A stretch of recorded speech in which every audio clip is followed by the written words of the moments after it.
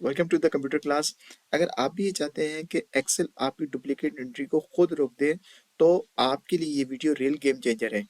आप इस वीडियो को आखिर तक देखिएगा ताकि आपको मैं ऐसी पावरफुल टेक्निक सिखाने वाला हूँ एक्सेल की, जिसमें एक्सेल खुद आपकी डुप्लीकेट एंट्री को रोकेगा।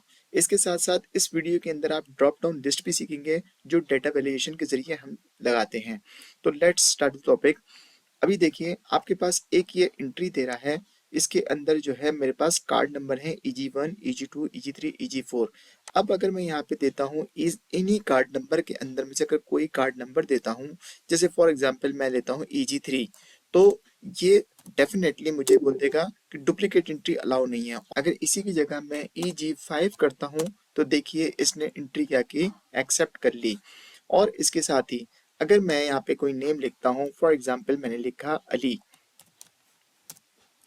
अगर मैंने उसका डिपार्टमेंट और उसका डिजिग्नेशन ऑटोमेटिकली उठाना है तो मैं इस ड्रॉप डाउन लिस्ट के जरिए उसका डिपार्टमेंट और उसका डिजिग्नेशन दोनों को मैं ड्रॉप डाउन लिस्ट के जरिए यहाँ पे उठा सकता हूँ। तो इस वीडियो के अंदर ये तमाम चीज़ें मैं आपको समझाऊंगा, लेकिन वीडियो को स्टार्ट करने से पहले चैनल को सब्सक्राइब कर लीजिए और घंटी के बटन को क्लिक कर दीजिए। So let's start the topic.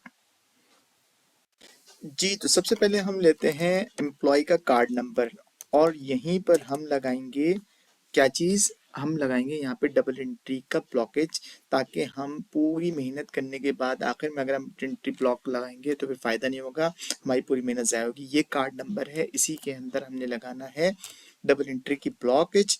उसके बाद हम ले लेते हैं एम्प्लॉय का नेम और नेम के बाद हम लेते हैं डिजिग्नेशन।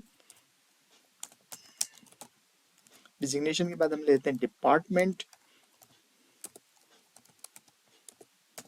डिपार्टमेंट के बाद हम लेते हैं शिफ्ट। ठीक है, कौन सी शिफ्ट में है, मॉर्निंग में, इवनिंग में या नाइट में। अब क्या करना है कि यहाँ पर हमने कार्ड नंबर के अंदर डबल एंट्री का ब्लॉकेज लगाना है। तो सबसे पहले हम एक रेंज सेलेक्ट कर लेते हैं कार्ड नंबर की, कि भाई यहाँ से लेके 15 तक मैंने क्या करना है, इसको ब्लॉक करना है। इस 15 के अंदर या जहां तक आपका डेटा वहां तक के आप सेलेक्ट करके लगा सकते हैं डबल एंट्री की ब्लॉकेज। डेटा के अंदर आएंगे और डेटा के अंदर आप आएंगे डेटा वैलिडेशन के अंदर। डेटा वैलिडेशन के अंदर आपको यहाँ नजर आ रहा होगा अलाउ। अलाउ में आने के बाद आप आएंगे कहाँ पर, लास्ट ऑप्शन है कस्टम।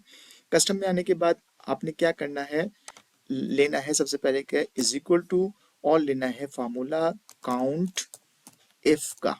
ठीक है, आपने फार्मूला के लिए काउंट इफ का ब्रैकेट स्टार्ट किया। ब्रैकेट स्टार्ट करने के बाद आप किस कॉलम में काम कर रहे हैं, जैसे मैं कर रहा हूँ कॉलम ए के अंदर काम, तो सबसे पहले मैं लूंगा डॉलर का साइन। उसके बाद लूंगा मैं कौन सा कॉलम, ए। ओके, उसके बाद सेमी कॉलन लूंगा। सेमी कॉलन लेने के बाद मैं दोबारा से शिफ्ट के साथ डॉलर का साइन लेके दोबारा मैं करूंगा, इस रेंज को मैं डिफाइन कर रहा हूँ कि इस रेंज के अंदर दोबारा मैं क्या करूंगा, ए का सिलेक्ट करूंगा कॉलम को। देन फिर मैं लूंगा कॉमा, और उसके बाद कहाँ से मेरी एंट्री शुरू हो रही है, A3 से, यानी कि कॉलम नंबर ए और रो नंबर 3। तो मैं लूंगा A3। उसके बाद मैं करूंगा ब्रैकेट को क्लोज। देन फिर मैं लूंगा greater than is equal to 1। ठीक है, ये मेरा डिफाइन कर दिया पूरा फॉर्मूला जो डबल एंट्री को मेरी ब्लॉक करेगा। फिर आइए यहाँ पर एरर अलर्ट लिखा होगा, यहाँ पर स्टॉप ऑलरेडी मेंशन है, आप यहाँ लिख दीजिए एंट्री ऑलरेडी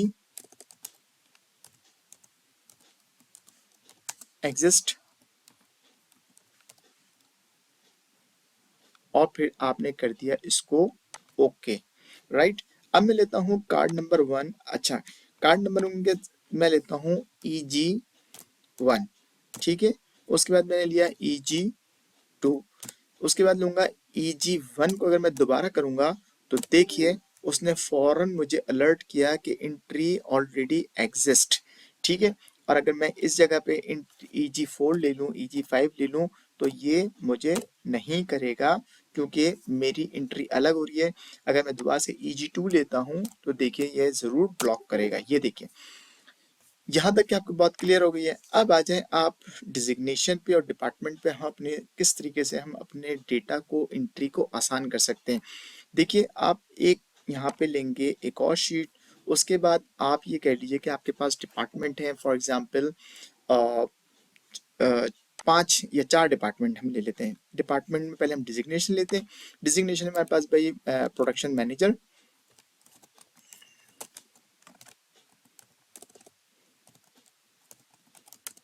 ठीक है। अब देखिए प्रोडक्शन मैनेजर को ये ज्यादा निकल रहा है तो इसको आप कर लें, आप ड्रैग कर लेंगे ताकि ये आपके पास आपके हिसाब से सेट हो जाए। उसके बाद मैंने ले लिया भाई मशीन ऑपरेटर।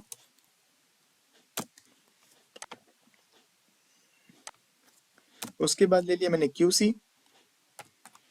देन फिर मैंने ले लिया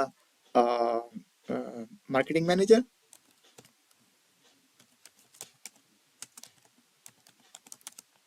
और फिर उसके बाद मैंने ले लिया अकाउंटेंट।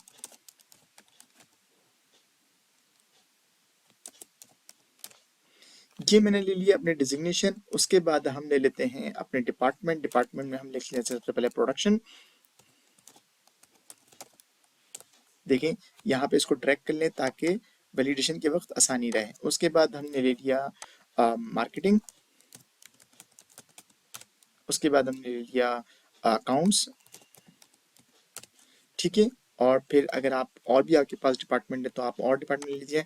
यहाँ पे ले लें आप मॉर्निंग और यहाँ ले लीजिए इवनिंग। अब आप आइए वापस यहाँ पे आप सबसे पहले डिजिग्नेशन के ऊपर, डिजिग्नेशन के ऊपर जाने के बाद आप आएंगे डेटा पे और डेटा में आने के बाद आएंगे डेटा वैलिडेशन के ऊपर। और यहाँ पे आने के बाद सेटिंग में आने के बाद आप और करेंगे अलाउ में लिस्ट, ठीक है। और लिस्ट में आने के बाद आपसे ये रेंज पूछेगा कि आपने कौन सी रेंज कहाँ तक सिलेक्ट करनी है।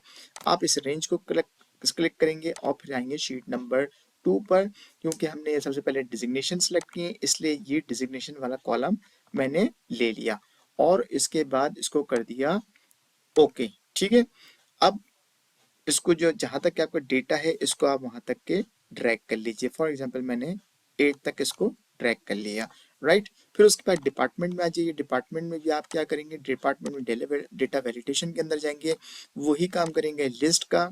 और इसके जाने के बाद आप सिलेक्शन करेंगे कहाँ पर, शीट 2 के अंदर। यहाँ से शीट 2 को सिलेक्ट कीजिएगा। ये शीट 2 में आपको सिलेक्ट किया है, ये आ गया आपका डिपार्टमेंट्स और इसको ओके कर दिया। इसी तरीके से आप इसको ट्रैक कर लीजिए, राइट, 8 तक के।